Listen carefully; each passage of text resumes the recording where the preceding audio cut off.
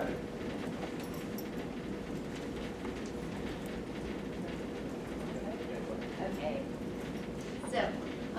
So hopefully you'll get a nice match with Javier and I. I am with our city purchasing and contracting services with the city of Seattle, but prior to being in the department side of things, I worked for one of the council members, and I'm kind of government relations and policy by trade. And so I worked on this policy on the council, kind of on the policy side of things, prior to now working more with the nitty-gritty of it. And Javier's kind of made the different, opposite transition. You want to do a quick introduction? Sure. So just about over a year ago, I joined Mayor Anne Murray's office to be a special assistant on our business programs. For the previous 10 years, actually, I was actually in a city department, Seattle City Light, which is a publicly powered home utility under the City of Seattle government, our largest department of the City of Seattle, where I started actually our business program there. And so after 10 years, this mayor, at Seattle City Light, our mayor came into office just 2 years ago, and then last year he asked me to kind of give the executive branch a little bit more overview and executive level decision making from his office all the way down to all the departments. So just to give a little bit of, before we get into the nitty gritty of the two programs that we're going to talk about, we'll give just a bit of a background of where we are, policy and legal framework. So much like the rest of the nation has seen a lot of pushback on affirmative action, we also had something in Washington State. It was a citizens initiative that the voters passed in 1998, which officially prohibits racial and gender preferences by state and local governments. And while it sounded very innocuous in the passing, and that led to this huge sweeping passing, because who wants to have discrimination? No one. But what it's done is having a real chilling effect on any of the affirmative action policies across our state. And so we have a lot of jurisdictions, I would say both at the state and local level, that have kind of thrown up their hands and said that, well, there's nothing I can do, when community members have come to them and said that there's still discrimination existing and how can you help us with this? And they've said, I-200, there's nothing we can do. But especially in the past few years, our elected leadership at the city level, both the mayor, the council, as well as our elected city attorney's office, have been willing to look at this in what can we do and kind of how can we see a path forward and how can we look at creative solutions. And this, so our initiative 200, I-200, was modeled after Prop 209 in California. Some of those from California may know that. So in 1996, Ward Conley kind of led an effort there. 2 years later, some of the more conservative members of our state brought him up to the state of Washington, and we got the same thing 2 years later. So I think Michigan initially got some of that as well. So. But yeah, so it's a nice background. So we've, but what's been nice is I think our elected leadership has been willing to look at this more recently from a risk management perspective as opposed to a risk aversion. And having our city attorney's office on board with that has been really helpful. So we've been able to ask our lawyers, okay, but we want to get, how about this?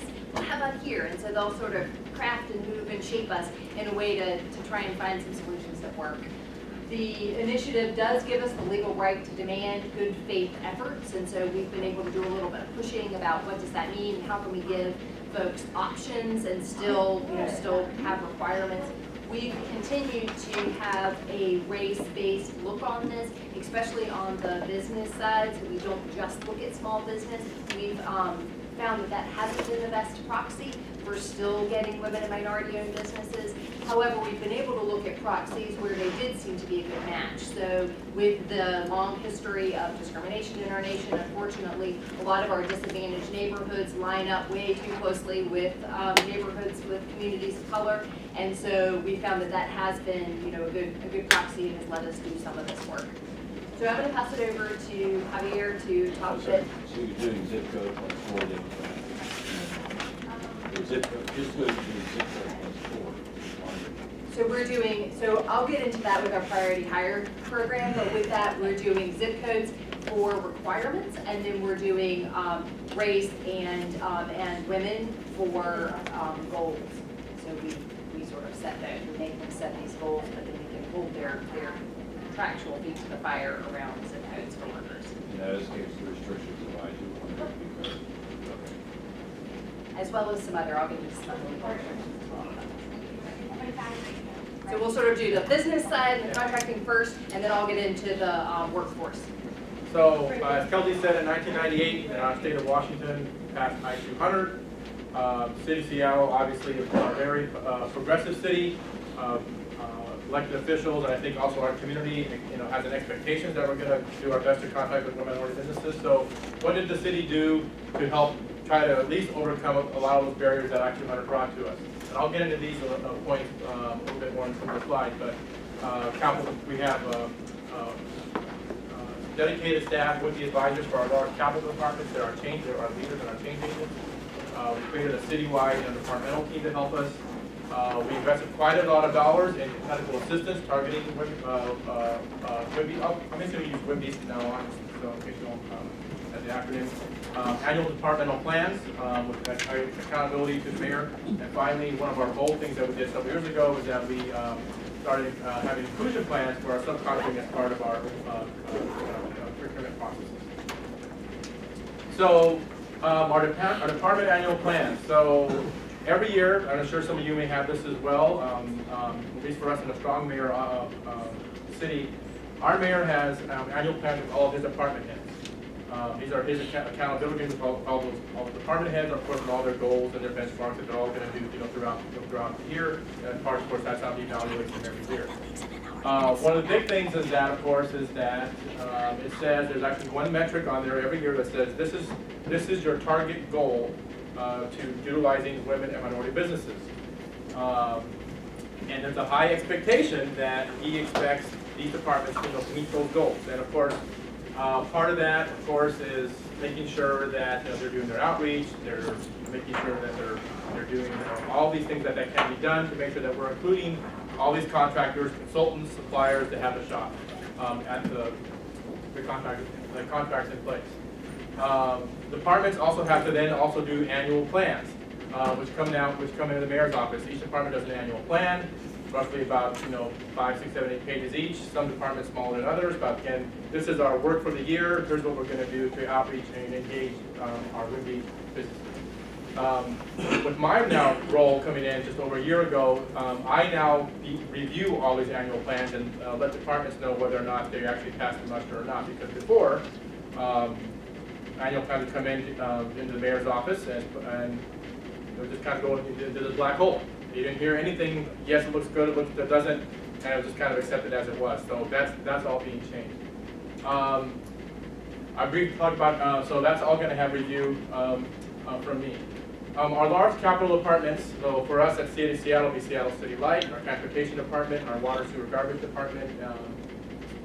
All have dedicated staff, our WIMBY advisors. So these are the 3 large departments that drive, over half of the citywide spend. So they're the ones, of course, who usually have those large public works contracts, those large one-time purchases. So my previous place, Seattle City Light, when we're buying, some rare, hard-to-find transformers or specialized transformers and generators, obviously those are worth a lot of dollars. And so we do our best to try to find those suppliers. Not all successful, of course, but we do our best. So those are the champions that you have among the big 3 departments. And last but not least, we have a citywide interdepartmental team that meets once a month. Talk, I'm sure some of you have this as well, but we talk and we engage and talk about what strategies are working and what's not, and perhaps things that we should be looking and requesting for from the executive branch to perhaps try to change some new things. So one of the problems we were having with I-200, of course, is that we can no longer have set aside or hard goals on race or gender in our contracts. So several years ago, we got our heads together and said, well, what are ways that we can try to combat this and making sure that our small firms have a chance and opportunity to contract with the city on our large contracts, and that's what we came up with our WIMBY inclusion plan. So for us in the state of Washington, we have I-200, we talked about earlier. It actually does not speak to subcontracting. It only speaks to prime contracting. So with the support of the executive branch and our city attorney, we now have inclusion plans on all of our public works projects and our very large consulting contracts. So those would be, for us in the city, Seattle, on the consulting side, anything over $280,000 and above. When they submit their RFP, they must submit an inclusion plan as a boilerplate for that says this is your commitment to utilizing A, B, C, D, E firms, as many as they want or as few as they want, and to show what that work is for and what that commitment of work is. And if they are chosen as the winner of that contract, that is now a condition of award. So there is a firm expectation that they will meet that. Now, obviously things may change, or the scope of work may change, or that consultant or business no longer can do the work because that was going to be later on in the project. We took that to a new level a year ago, is that from now on, the department also has to verify and check and to make sure that first that it is accurate, and have they actually substituted another woman from our business for that same amount of work. So we just can't willy-nilly say, oh, somebody can't do it, we're going to put in somebody else. So fortunately, we've had the support through our legal channels to make this happen, because again, we can't have hard goals and set-asides for the prime, but for us on subcontracting, the law is silent, and so this is a way we've been able to help funnel through and help our women-owned businesses to get a piece of that pie. And then one thing that we've been pushing for is to early retainage. As you know, small firms, that can make a difference on their cash flow, and so we really make sure that the primes are doing that as well. Last slide, Kelsey, I think. But last but not least, for us to be successful, it's only because we have a strong executive. If there's no leadership at the top, your department heads, your division managers and directors, it's only going to make a difference for those who care about it. Because fortunately, when Mayor Ed Murray came in office a year ago, and in April 2014, a few months later, he issued an executive order which talks about many of the things that I've just talked to you about. His expectations, the things that we'll be doing for all the departments, and one thing that he's also implemented is that prompt pay. He is now all of our subcontractors must be paid within 30 days with an invoice to the primes. Because as you all know, cash flow for those women and minority small businesses is extremely crucial for them to keep their business operational. And protests aside or disputed work, we're making sure that happens. And finally, our results. We right now, at the end of 2015, 13% in purchasing, 15% in consulting, and just under 20% in public works.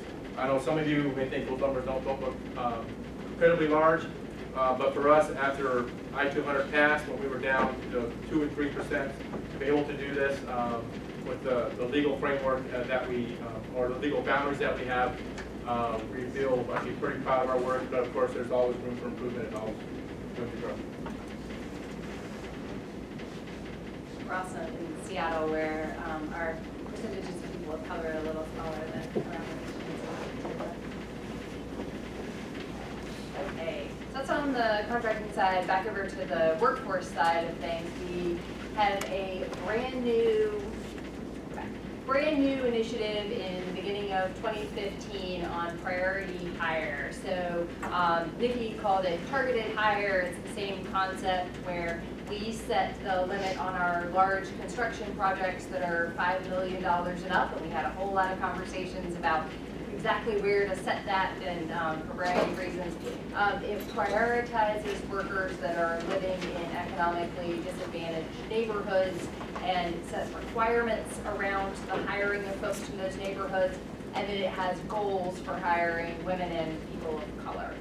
And we did choose in the end to implement this through a community workforce agreement, a project labor agreement, which took a lot of deliberating on all sides. That wasn't just a given. We did a whole lot of research leading up to this. So initially, this program came to our city as a community request. There is a neighborhood that is primarily and historically folks of color. There was a brand new community center being built in that neighborhood, and folks were looking at the workforce. Here were all these jobs. All of their neighbors that they knew were facing unemployment, and they didn't see anyone from the neighborhood working on this project. And in fact, when we did, ran the numbers, we realized that only 6% of our workforce on average on any of our city projects was coming from the city of Seattle. And so when we first approached this from the elected side, folks really wanted to do both. Let's look at people of color and let's do a local hire. And unfortunately, our lawyers said you can't do either one of those. You really need to, yeah. So a lot of the legal advice that we got was because of national trade stuff, you can't set things just for your city. We are pushing things a little bit, so we set. You are able to do things for disadvantaged neighborhoods, though, and that sort of goes to the gift of funds and ability to do programs as a whole. And so we were able to set these disadvantaged neighborhoods, and then we were also able to rank those. So City of Seattle neighborhoods, as folks are coming out of the halls and being hired, can rank top. Then King County, which is the county where Seattle is, and then kind of the outlying areas. Our decision to do a community workforce agreement. So we went round and round. There are a variety of different ways that you could implement a program like this. It isn't necessarily inextricably tied to a project labor agreement, but we wanted something that was going to be enforceable. So we wanted something that both the unions were signing on to, because we needed to be able to have that workflow coming through in this agreement, that you could pull people out of order, out of the hall. So we needed them all signed on. We preferably wanted them all signed on in one big swoop so that we weren't individually negotiating with each union. And we also wanted something that we could put in our contracts and be signed. Again, to the predictable, we didn't want to be negotiating with each union. We also didn't want to be negotiating every time we wrote a contract. We wanted something that folks could know on the outset. And we also knew that this was the kind of thing where an executive order also wasn't going to be predictable. The business community they were generally fine with the idea of priority hire, weren't necessarily thrilled with the project labor agreement, but as you all know, the thing that the business community hates most is unpredictability. So something that at least they knew was going to be going forward and they could count on it. We also needed something that utilized a hiring mechanism. So we learned a lot about what's being done in other areas, particularly talking to folks down in San Francisco, where they set up their own hiring mechanism, and that just felt like much more than we wanted to try to take on as a city. So by doing a project labor agreement, we get to utilize this already existing system for hiring folks, and we could just overlay our priority hire requirements on it. We've also had to do a lot of hand-holding and one-on-one kind of learning the hiring hall practices for each of the different unions. So it's required a lot of management, but not nearly what it would have required if we tried to set up our own parallel hiring system. So all of that landed us with a project labor agreement, community workforce agreement. But once we had that in place, we also needed to work and make sure that the other stakeholders, not just the unions, were okay with what we were moving forward with, so that we could have some general consensus while our electeds were voting on this.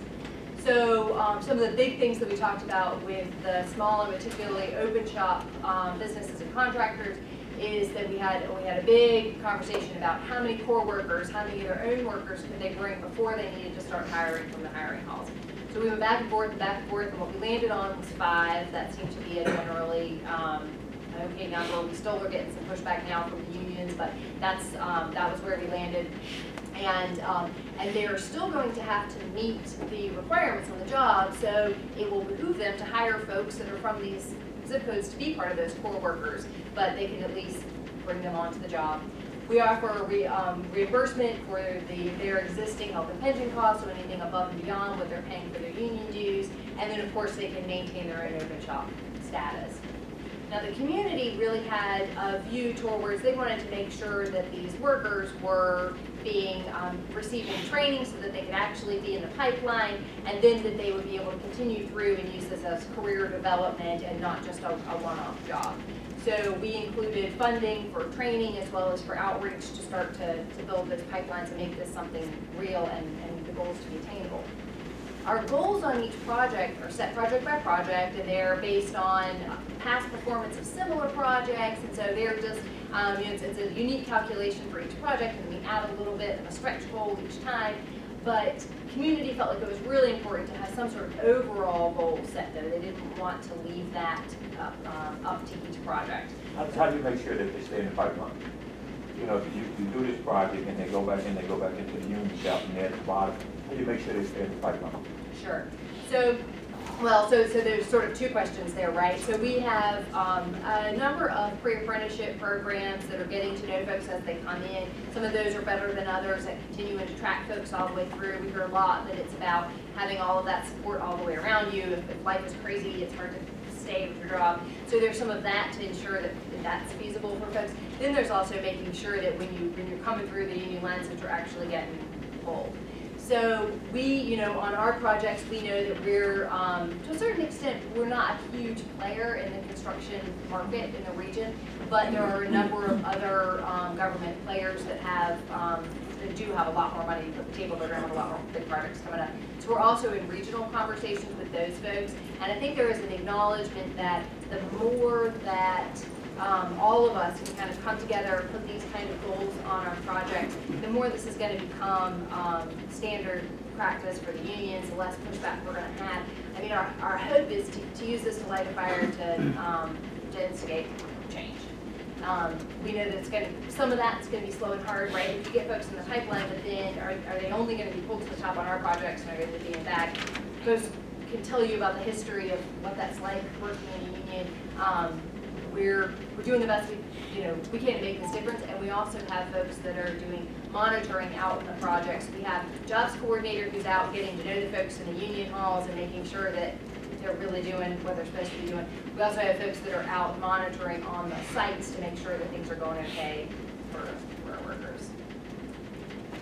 If that answers. So then that sort of leads us into where we are with results with this project. So we achieved a little bit. I said that this is a brand new initiative starting in 2015. We did have a pilot project going with our seawall. So we're redoing the seawall that's all along the water there in downtown Seattle, which is a very significant project for us. And we negotiated a community workforce agreement just for that project.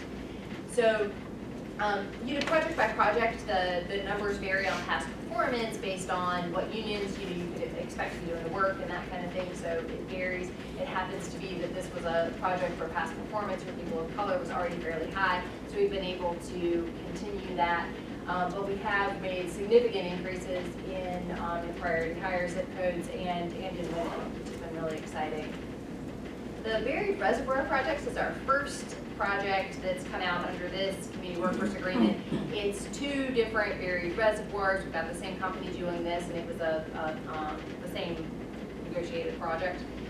You'll see that they had high performance previously on similar kinds of projects on priority hire, but the thing was that they were all outside of Seattle, and in fact most of them were outside of King County. And so we were pulling from a much farther flung workforce. What we've been able to do on this project is really up the performance here in Seattle. They're still not meeting goals. We've done lots of hand-holding along the way and helping them come up with plans, helping them come up with plans with their subs. This happens to be an out-of-state company, so we've had a lot of lessons to be learned on this project as a whole. We have increased our women and people of color on the job. One of the things that I'll kind of summarize with and see if any of y'all have ideas on this. One of the things we're trying to figure out is we've been bringing people in and we've been getting them hired and getting them out on the site, and then our compliance folks come out and talk to them on the site, and we found out that they are not always having the best experience on these sites. They've been facing some